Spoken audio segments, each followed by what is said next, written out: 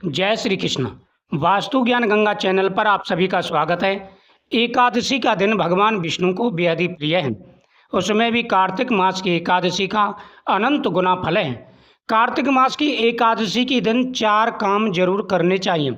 इससे भगवान विष्णु का आशीर्वाद प्राप्त होता है। हर प्रकार की मनोकामना पूरी हो जाती है। कार्तिक मास के महीने में किए गए उपाय का अनंत गुना फल प्राप्त होता है। घर में सुख और समृद्धि आती है, घर में पैसा आता है और कभी किसी भी प्रकार की कोई परेशानी नहीं रहती।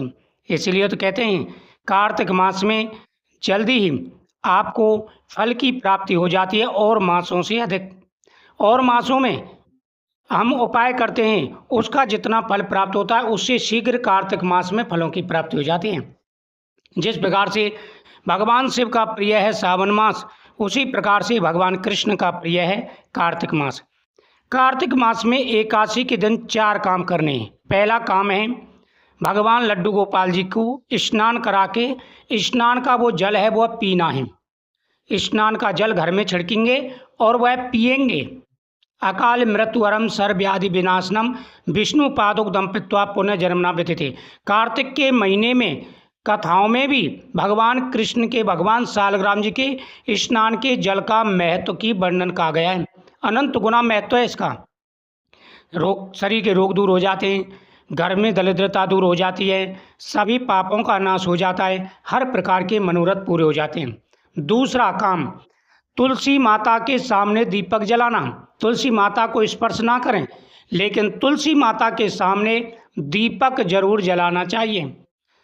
एकादशी के दिन जो व्यक्ति तुलसी माता के सामने दीपक जलाते हैं उनके जीवन में आ रहे सारे कष्ट और सारी परेशानियां दूर हो जाते हैं। उन पर भगवान की विशेष कृपा बनी रहती है। इसलिए दूसरा काम करना है आपको, भगवान के सामने जब आप दीपक जला रहे हों तो तुलसी माता के सामने भी दीपक जलाएं और उसके साथ साथ भगवान से क्षमा याचना करें। तुलसी पत्र भगवान को समर्पित करें।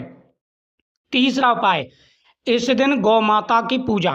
गौ माता का पूजन इस दिन जरूर करना चाहिए। जो व्यक्ति एकादशी के दिन गौ माता को फल खिला करके आते हैं उन्हें अनंत गुना फल की प्राप्ति होती है, उनकी प्रत्येक मनोकामना पूरी हो जाती है। इसलिए एकादशी के दिन आपको यह उपाय जरूर करने चाहिए।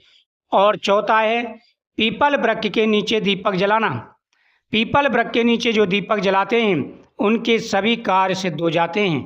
उनके ऊपर पितरों का और देवताओं का आशीर्वाद बना रहता है। एकादशी का दिन अनंत गुना फल प्रदान करने वाला है। इसलिए सभी कहते हैं कि एकादशी के समान कोई व्रत नहीं है।